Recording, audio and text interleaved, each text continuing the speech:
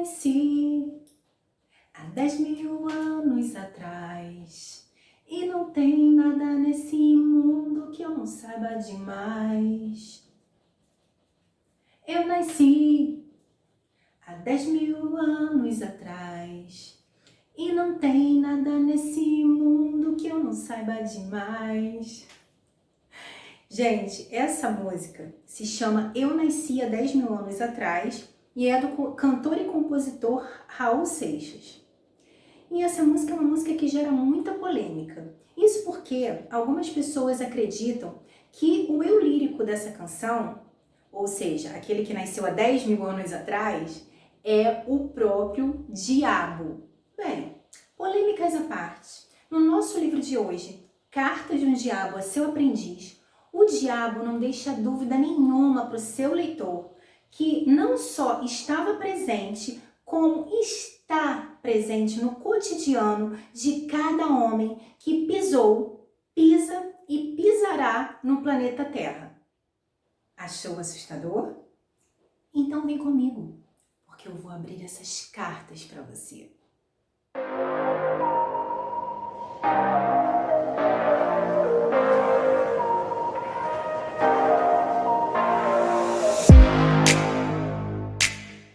Antes de abrir essas cartas, eu vou pedir para que você curta, comente e se inscreva no canal, tá legal?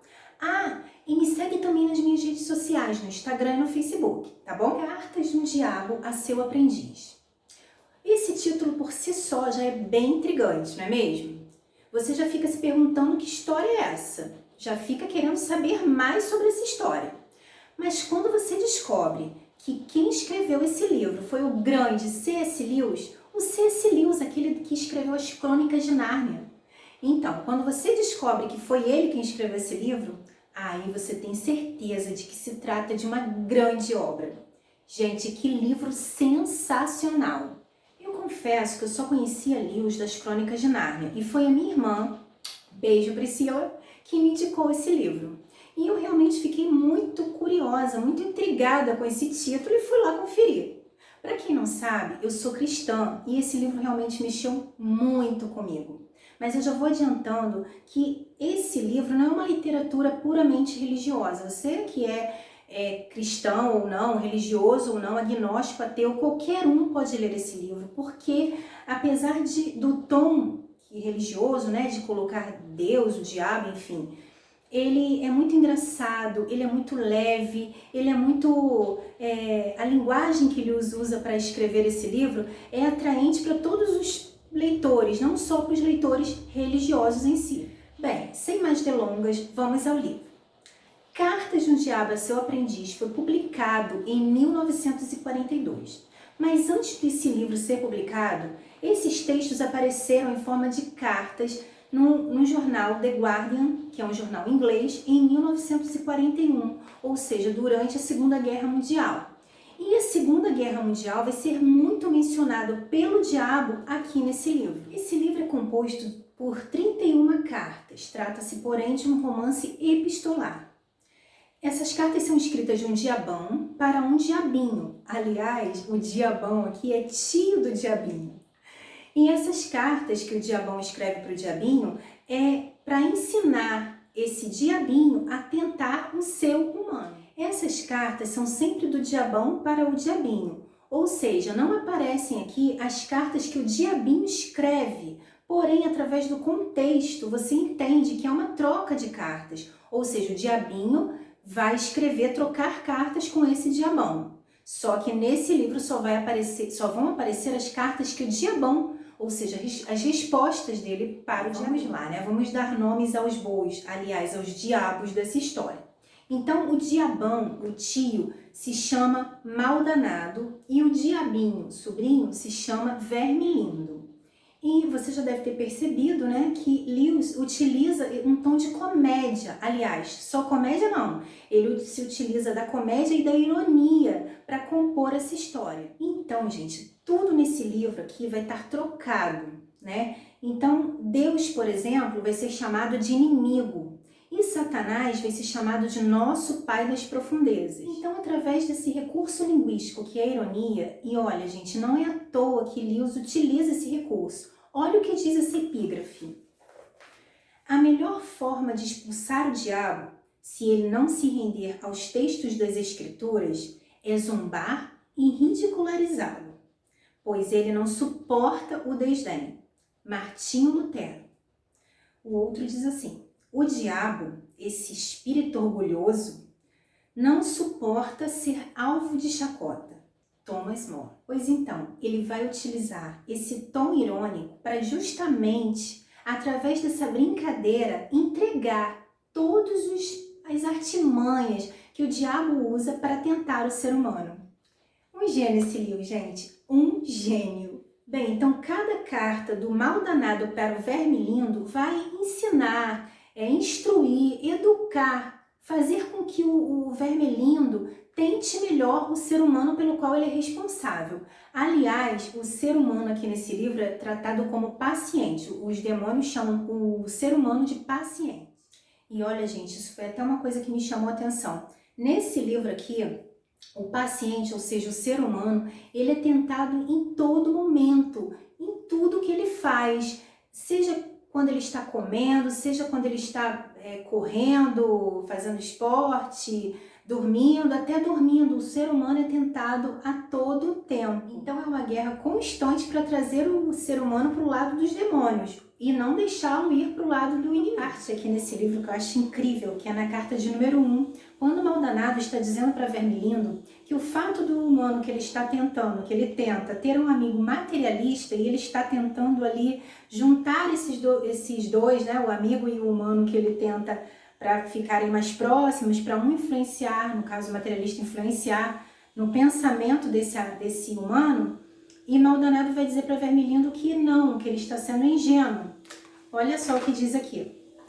Eu noto que você diz que está direcionando a leitura do seu paciente e se encarregando de fazer com que ele tenha encontros regulares com um tal amigo materialista.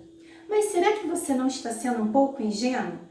Até parece que está achando que a argumentação seja o melhor modo de mantê-lo fora da garra do inimigo. Até poderia ter sido esse o caso há alguns séculos. Naquela época, as pessoas ainda sabiam muito bem quando algo tinha sido provado logicamente e quando não. E quando tinha sido provado, eles criam nisso de verdade. Eles ainda faziam associação entre o pensamento e a ação e estavam dispostas a mudar o seu estilo de vida em decorrência de ideias racionalmente encadeadas. Mas graças à imprensa diária e outras armas desse tipo, conseguimos alterar amplamente essa situação. Seu homem está acostumado desde pequeno a manter uma dúzia de filosofias incompatíveis dançando em sua cabeça e ao mesmo tempo. Ele não classifica as doutrinas essencialmente em verdadeiras ou falsas, mas como acadêmicas ou práticas, ultrapassadas ou contemporâneas, convencionais ou opressoras. É o jargão e não o argumento o seu maior aliado para mantê-lo longe da igreja. Não perca seu tempo tentando fazê-lo achar que o materialismo é verdadeiro. Faça-o considerá-lo poderoso ou despojado ou corajoso. Eis a filosofia do futuro. É com esse tipo de coisa que ele se preocupa. Incrível, né, gente? Percebam que nós estamos falando de um livro que foi publicado em 1941. E, de acordo com o que eu li para vocês aqui, parece que foi escrito agora, né? Nos tempos modernos, nos nossos dias. Então, gente, na segunda carta, o paciente vai se converter ao cristianismo. E o maldanado vai dar uma bronca em Vermilindo, vai dizer, poxa, você deu mole, você deixou o seu paciente se converter ao cristianismo, enfim. Porque eles têm um intuito, o intuito deles é levar as almas dos humanos para o inferno. Então, quanto mais distante eles estiverem do inimigo, melhor para os demônios. Mas, ao mesmo tempo, Maldanado vai encorajar Vermilindo, dizendo que o fato do humano estar na igreja não é de todo ruim, que, na verdade, isso pode até ser positivo para ele. A igreja pode ser, na verdade, uma grande aliada desses demônios. Isso por causa dos estereótipos, dos conceitos que giram em torno da ideia que se faz do que é ser um cristão. Então, como o cristão se veste, como o cristão se comporta, isso tudo vai distrair o paciente, vai fazer com que ele entre numa neura, num estado de prestar atenção no que está acontecendo com o irmão ao lado e não prestar atenção na sua própria vida cristã e não se dedicar à sua própria vida cristã e se preocupar com os conceitos, os estereótipos que giram em torno dessa imagem que se espera de um cristão verdadeiro. Porém, o paciente vai começar a namorar uma moça que é de uma família muito temente ao inimigo. Lembrando aqui que inimigo é Deus. E aí, com esse namoro, vai preocupar bastante, né, os demônios, porque daí eles começam a ficar preocupados, porque é uma família de uma fé fervorosa, de uma fé verdadeira, o que eles chamam até de uma família asquerosa aqui no livro. Então, esse paciente vai começar a se envolver e ir para a casa dessa moça e eles vão preparar toda uma armadilha para que esse paciente comece a se considerar indigno de estar naquela família, indigno de estar naquela casa onde as pessoas são tão puras, verdadeiras, íntegras, e ele começa a duvidar de si mesmo. E os demônios fazem tudo isso para tirá-lo daquela situação. Outra carta que eu achei muito interessante, que eu destaquei aqui para comentar com vocês, é a carta de número 25. E aqui nessa carta de número 25, ele vai fazer uma diferenciação, ele vai diferenciar o que é ser um cristão verdadeiro, o que é ser um cristão mais ou menos. E ele vai falar do perigo, né, do paciente, do Vermilindo, conviver com esse tipo de cristão. Ele diz assim: o verdadeiro problema dessas companhias com as quais o seu paciente convive é que são simplesmente cristãos. Todos eles têm interesses individuais, é claro, mas o laço que os une continua sendo o cristianismo puro e simples. O que desejamos, se os seres humanos tiverem que se tornar cristãos, é mantê-los no estado mental que eu chamei de cristianismo e. Você entende? Cristianismo e a crise, cristianismo e a nova psicologia, cristianismo e a nova ordem mundial, cristianismo e a cura pela fé, cristianismo e a pesquisa psíquica, cristianismo e o vegetarianismo, cristianismo e a reforma ortográfica. Se não houver como evitar que eles se tornem cristãos, ao menos faça com que sejam cristãos com um desses diferenciais. Substitua a própria fé por alguma moda com um colorido cristão. Trabalhe em cima do horror que eles sentem, a mesma coisa de sempre. O horror, a mesma coisa de sempre, é uma das paixões mais valiosas que produzimos no coração humano. Uma fonte infindável de heresias na religião, de destino no aconselhamento, de infidelidade no casamento e de inconstância na amizade. Os seres humanos vivem no tempo e experimentam a realidade de forma sequencial. Para vivenciar essa realidade de forma intensiva, portanto, eles devem experimentar muitas coisas diferentes.